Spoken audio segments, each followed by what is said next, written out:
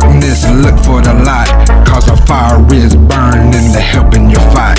It's the fire keepers, the fire keepers, fire keepers, fire keepers, fire keepers. Recovery, Bumpin' BG, talk recovery. Fire keepers, fire. Welcome to Firekeeper Recovery. I'm Brant Grant. Bumper Smith. And a quick check-in for this week. Man, I had a good week last week. Had a lot of brother time, a lot of family time then on the weekend with my dad and my brother. Hell yeah. And just like a lot of pro wrestling violence, man. Just like brings men together. Yeah, man. It was just like, I don't know. We went to a live show last week and then watched the pay-per-view this weekend. So it was just all just like, got all that testosterone out in a productive way. Yeah. It's akin to like if you went to like a football game or something. Yeah. You know, just people you cheer for or cheer against. Yeah. Just Yeah, I wish I could go to high school football games and stuff, but if you really don't know the kids, I really don't want to see them smash their heads into each other. If I don't know it, you know. Yeah, but I had a great week, man. Besides a few hiccups, but who doesn't have hiccups? Yeah. Just drink some water or scare yourself and hopefully it'll go away. Hold your breath, count to 10. Yeah. How about you, man? It was a good week, man. Solid week of work. Solid week of family time. And, I never thought I'd be this much of a homebody as I am. Unless I have to go out, I don't really like to. Mm-hmm. Maybe it's just where I'm getting older, but I don't know. It's the predictability, the stability, everything is good. But like you said, hiccups happen, you never know when. That's just the flow of life. Yeah. You just have to be able to navigate that, best you can with the tools you have, and life is life. Heck yeah. Yeah, that's what I notice about myself. I'm a homebody. Usually we'd want to go to Atlanta. All right, let's get a room, we'll stay the night. Yeah. At least. Now it's all right, I'm going to be home by 2 o'clock. Yeah. I'm going to get home in 2.5 hours. Get out here and go home. Yeah. Yeah. That's the changing as we evolve, as we get older. And just like we get older in our recovery, so our recovery evolves. Yep, it does. So as we both have multiple years of recovery under our belts. So how has expectations changed for yourself? Maybe from your family or just in general?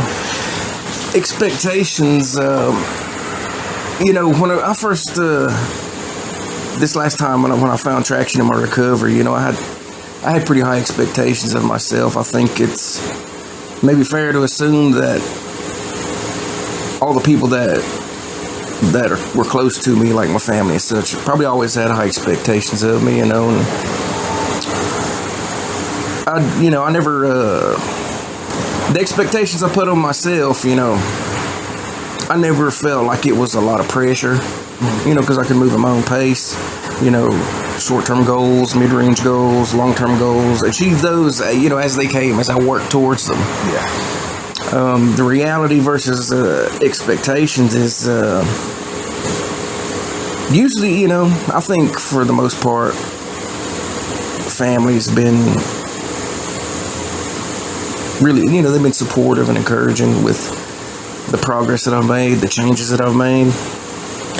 In life, in your interactions with people, whether they're close or not so close, I think there's always going to be a couple or few maybe that, I don't know, maybe don't focus on your on your successes, but instead they're still highlighting the things that maybe you need work on. Yeah. And that's not necessarily a bad thing. It can be a good thing if it's done, if it's done with love and compassion and encouragement, instead of like just this is where you're fucking up. Yeah. So it's just it's a delicate balance. Yeah.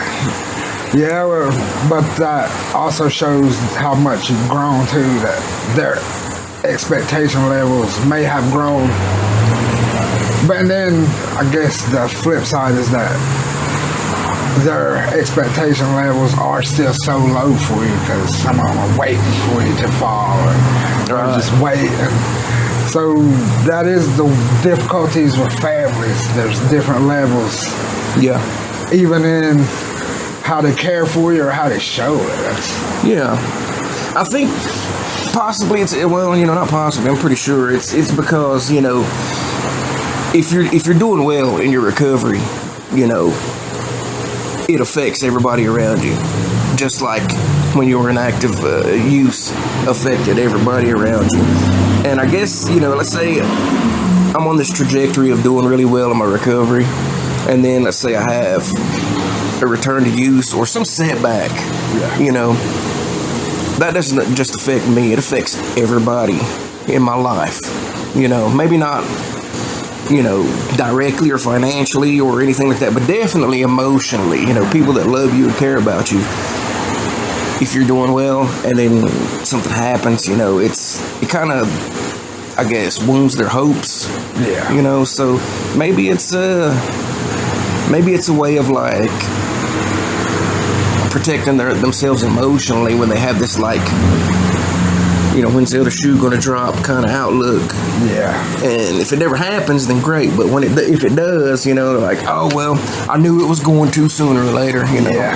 Which sucks, because it's like you can't be as close as you could be with these people in your life. It's like they're always at arm's length. Like, I'll let you get so far close, but, not all the way, because if something were to happen, we'll all be hurt. Yeah. Yeah, but I see their perspective too, especially like my parents. They probably had that second time I tried recovering was going and I was looking like I was going to make it. Yeah. They probably got their hopes up like, oh yeah, there he is, he's coming back, and then you fall back and another year later, then at least I think for me, the expectation levels have grown, but it's also been, I had to raise the bar myself too. Yeah. I lowered that bar so much that with each year, it's not months or weeks now, it's like years is what helps move that bar up to prove that I've changed. But that also means there's that much further to fall back down to if you fall. Or maybe you don't fall, but trip. Yeah. And you want to hang on more because there is a long way to fall. So you might want to fight harder for your recovery and to stay in your, to keep your expectation levels of yourself up, because it's easy to let them down. Yeah. Setting high expectations for yourself is perfectly fine. I think as long as they're, realistic. Yeah. I mean, other people's expectations of you got no control of that. People are going to have a perception of you one way or another. People, they will judge you. It's just to whatever degree they will. It's not really measurable, unless something does happen and then, they let you know how they feel about it. But, as long as a person's own expectations are realistic, it's okay for them to be kind of lofty, You have to, one thing that transitioning from active addiction into recovery has taught me is that that old saying, failure is part of success. It took me several attempts before I finally got to where I am now, and I've done everything that I can think of to be solid in my recovery and, put my loved ones' minds at ease. That's just, once I got into the routine of living the way I've lived, it's second nature. It is my nature now. It's those behavioral changes, I'm not going out doing the same stuff that I used to, not even like when I was a kid before, before I fell into active addiction. Used to go out and want to ride around or hang with my buddies or whatever else. Now it's go to work, which I love. I love my job. At the end of the day, I'm gonna be home. Home is where the heart is. You know what I'm saying? And you got new buddies now. Yeah, and that's the difference. It's still people with the same, I guess, mindset. It's other people in recovery. We support each other. We see each other out. Always say, "Hey, man, you're doing good." It's great to see. It's strange though that no matter how many people tell me that I'm doing great, I'm having a positive impact, whatever, all these great things, it's only the ones that are closest to me, or that I want to be closest to me, whose approval means the most. And it sucks because it's seeking approval outside of my own approval, know. And it's I still wrestle with that, like when I don't get that approval, it stings, it's painful. And no matter how much time goes by in my recovery, I know that I'm going to do everything I can to not ever return to use, to never go back to that way of living. But I still live with the pain from the mistakes that I made. I have to live with that shit for the rest of my life. Yeah. And it's not that I've forgotten. It's not that I've ever let myself off the hook. I've just gotten better at living with it and healing from some of it. Yeah. But I mean, I know what I did. I know where I went wrong, and that's my burden to carry for the rest of my life. Yeah, that's one of the hardest things about recovery, about letting go, is we know all the stuff we did. Yeah. Everybody out there might not know, or might not even knew us or whatever, but we know, and we know the people we hurt and stuff like that, and that's stuff we have to deal with, because you can't really atone for some things. Yeah. But you gotta do the best you can, because it's gonna eat you up, because some of them people aren't here anymore, so. Yeah. It's always gonna be that until you meet them again or whatever. Your energy exchange, or goes to the other side, whatever you believe in. Right. And and that's an overall struggle of it goes back. I hate this analogy. It's so fucking cheesy to me, but like the two wolves that live inside of you. Which one are you going to feed more? Yeah. If you focus on your mistakes or your shortcomings or whatever else there is, I mean, it's going to be self-limiting, and it's meet your own expectations, let alone anybody else's they might have for you. Yeah. So you can't ignore those things either. You have to be able to face it at some time or another and try to make amends on however much of it you can, but definitely work on healing from those things. And then you focus on moving forward, which is feeding the good wolf. Yeah. So you have to trudge forward, because if the pain's going to be there, you might as well be living in recovery and striving to be your best self in spite of it. Not let it keep you down, keep you stuck where you're never able to have anything, be any more than what the situation dictates. Yeah. I mean, it's a challenge, but that's why we have therapy and support groups and each other in this recovery community. Yeah. Just have somebody you can text or whatever. Yeah. It's just a start. Yeah. That's a good start. Yeah, like one of the things that I am dealing with myself personally is the expectations I had for myself, or maybe not, or just I thought I have changed or whatever. Maybe it's not expectations, or it's just I thought I had changed some of them things I have healed, but then after certain couple situations over the past weeks, I've learned that that person's still in there, that still hurts people, not out of malice or whatever, but it's like just making the same bad decisions where I don't know, but it's the same ones, you know. Yeah. It's like I know what they are, and I thought I corrected them, but then here they come still again. Even you're like, hopefully it'll be easier when I'm sober, but then it's still like not still there, and it's still doing what it always done. Yeah. So yeah, that's one of the big things I'm trying to change now, because I have to change it now, or nothing else will change it. I'll just keep repeating the same thing. Right, same cycle. Yeah. But then it's also figuring out why it is. Yeah. I know what I'm doing, and it's hard now just to figure out, well, why is that? That's what I've been struggling with over like a week or two.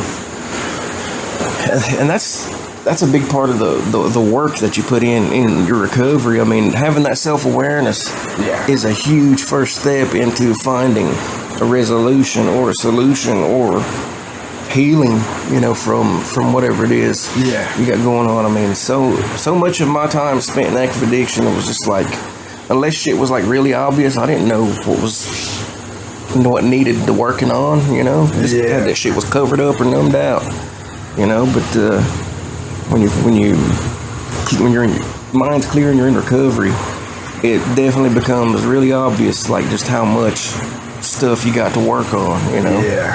And it's, you know, some people have more than others, but yeah, it's definitely an ongoing thing. It's finding out these things that you need to heal from and work on, at the same time doing everything to maintain your recovery. You know, because we know 100% that there is absolutely no solution, no answers found in using it. There just isn't. It just causes more shit to be on top of the shit you're already trying to work on and fix. You know, it solves nothing. I mean, it's like you get a short break from having to feel any of it, but it's still all there. You know, nothing's changed, nothing's improved, nothing's addressed. You know, so and I think that, you know, of course, that's why, you know, substance use becomes like chronic and daily, because it's just, you have to continually do that to suppress or numb or avoid these things that are painful for you. I think that's still part of like the expectation level I had, or maybe I don't know where I was going with that part, but I just didn't expect to still be doing this. So man, I'm 42 and I'm acting like a damn 20-year-old or whatever. You know, for things like that to pop up, you know, even if it's unexpectedly, it's maybe that's I don't know, maybe subconsciously it's your way of letting you know that hey, these things are still here and they still need your attention and they still need some work. You know. So it's finding that silver lining. I mean, sometimes you got to dig for it. Really look for it, but it's finding it. I thought I was being too hasty. I was trying to move things along. So I probably was, and should have just been patient. And when you're rushing to get to places, that's when you get speed tickets, I guess. And that's when somebody slows you down and say, hey, slow down. You'll get there. Reality check. So that's probably what this all is slow down. You'll get to where you're going. It'll be all right. You know, when you're doing good in recovery and, you know, you're achieving your goals and you're progressing so well, I mean, of course, you know, it's a great thing. You know, of course you want more of it and for it to happen more often. But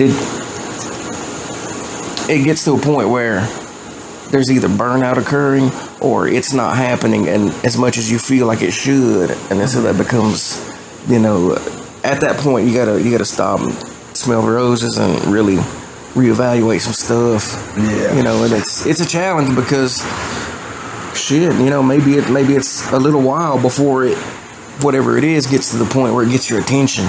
Yeah. You know, and then you can finally be like, well, oh man, I didn't realize that was there, but there it is. Yeah. And now it's really uncomfortable. Yeah.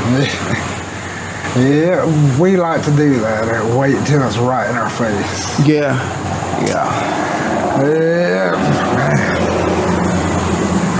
But thank you. I needed to hear a lot of that.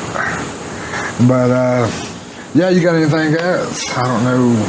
We went in a couple places on that one. Yeah, we did. We kind of went all over the place. Yeah. You know, we still got a little time. One thing that I really use my coping skills, you know, like a healthy distraction or thought stop, and even now with some things, it really takes effort. Like damn, I really got to work on it. But it's like low level background anxiety. I think for so long in my life, whether your relationships with the people in my life, it seemed like somebody was always disappointed, or somebody was always mad at me, or shit was never quite good enough. And so even, you know, coming up on 5 years of my recovery, even now it's kind of still there, you know. And I'm like, you know, well, just that anxiety, that feeling of like, you know, you're about to get fussed at, or, you know, a finger wag, or like or a tisk, you know. And I have to really stop and focus and tell myself, you know, I'm doing great, I'm doing well. Yeah. You know, I still have these everyday human struggles, you know, even though maybe to everybody else, you know, it looks like I'm on easy control, you know, cruise control or whatever, easy mode. But no, man, it's continual work, you know, and some days it requires more of it than others. But it's, you know, all these things, all this stuff we talked about, you know, and I don't know, ultimately I know that no matter what, there is absolutely no solution, no answers in using. Yeah.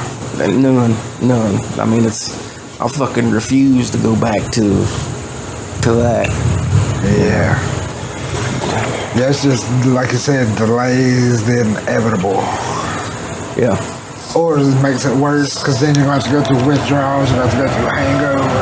Yeah. You're going to have to go through all that. Worst case scenario, you die. Yeah. And then that probably would impact people in your life way more than just a return to use or just, you know, a mistake. Yeah. You know, them losing you, I mean, that would devastate everybody. Yeah. You know? Yeah, you never know your ripple until you're gone, too, man. Some people don't know how far they reach until they're gone. Yeah. So let's try to find how far your ripple reaches before you're gone. Let's do it while you're still here. Yeah, and you can determine how far your ripples go, what kind they are, whether positive or negative, how big a splash you create in a good or bad way. Yeah. So it might as well be a big splash in a really good way. Yeah. You know, pushing people forward. Yeah, minimize negativity. Oh yeah. You have to. Otherwise, you know, that along with all the rest of the shit, you know, you have going on in the mind, it'll just eat you up. Heck yeah. And it will wear you down. Yeah. I like that positive energy all the time. We'll beat negative energy. Yeah, think about this, man. And I've heard this somewhere before, but it was one of those things that like, well, of course. But you can take like go into a room that's like pitch black, and you can light a match or light a candle, and the darkness will flee from it. But you can't do the opposite. You can't take like a room full of darkness to the light and expect the light just obliterates it. Yeah. And that's, you know, that's why it pays to be positive. Even, you know, even if it's not always in your favor.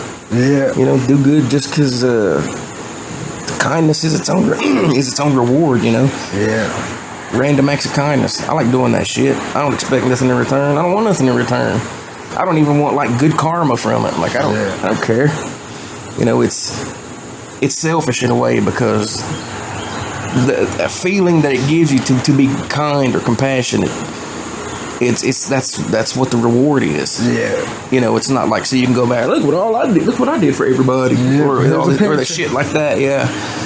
It's just knowing that you did something kind, or you helped somebody. Yeah. No strings attached, for no reason other than it was the good and right thing to do. Yeah. That'd be a lot better if all of us did a lot more of that. Yeah. I wish I could do a lot more of that. I mean, so much time. Yeah. You can only be in one place. Yeah. I wish I could be like that all the time, but you know, I'm a human just like anybody else. Yeah. On days whenever I might not got enough sleep, or I'm tired or something, you know, might not just be a fucking happy, smiling beacon of positivity. But you try anyway. Yeah, you know, give my head nod anyway. That's me anyway. But heck yeah, I think that was a good conversation. It was. It went all over the place. Yeah. But I like to end almost every show like we did last week. I like that one. Let Josie do her shout out. So you got any shout out? Shout outs. My employer, Sunrise Community for Recovery and Wellness, man, they take such good care of me. They care about me as a person and my well-being. My supervisor, my coworker, all the people at the jail and the courts that we work with. You know, we're all in this for the same reason, just to help other people. And you know, my family, they've. It's good to have rebuilt those relationships with them, because they are the people that I love and the most, you know. Yeah. Heck yeah. Absolutely. Hey, I like to shout out my family too, because they're the ones who held me up, still hold me up. My mom and dad, my brothers, Bumper here, always on my side, helping. Just like support me, man, when I need it. Like, shout out to the coke recovery community in Cherokee. It's growing. It's getting stronger. Yep. And like everybody's analytics, get a hospital, Carnival T, kicking ass. Yep. But man, everybody that watches our podcast, you know, everybody that watches, everybody that comes on, you know, we appreciate you, and we're humbled and honored and proud and all that good shit that you guys are watching it and, you know, tell us good things. Yeah.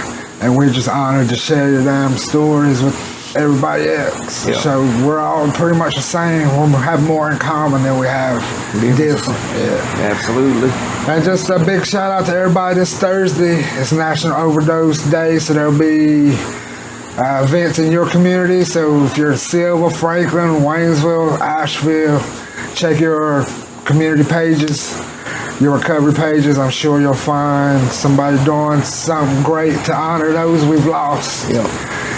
And the last year and in the past decades, as we fight this overdose and recovery and alcohol and all the good things that people are addicted to. Well, not good things, but all the things. All the things. Even Tiger Woods was addicted to something, I heard that one time. Yeah. I think it was like the SEX, like European models. Yeah. It can be deadly, I heard, if your wife's got a golf club, so watch out that. Or takes you to divorce court. Yeah. But not the. Can we get serious for a second? Yeah. But heck, that's about all I got for this week. Heck yeah. So, as always, that's Firekeeper Recovery. I'm Brant Grant. Bumper Smith. And as always, we'll leave the light on for you.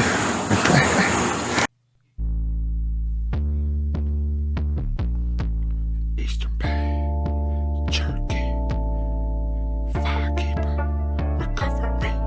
We them firekeepers, the firekeepers, the firekeepers, the firekeepers. Yeah. Coming to you live from the mountains of smoke. Firekeeper Recovery, bringing you hope. If you're living in darkness, look for the light, cause a fire is burning to helping you fight. It's the fire keepers, the fire keepers, fire keepers, fire keepers, fire keepers. Recovery, bumpin' BG, talk recovery.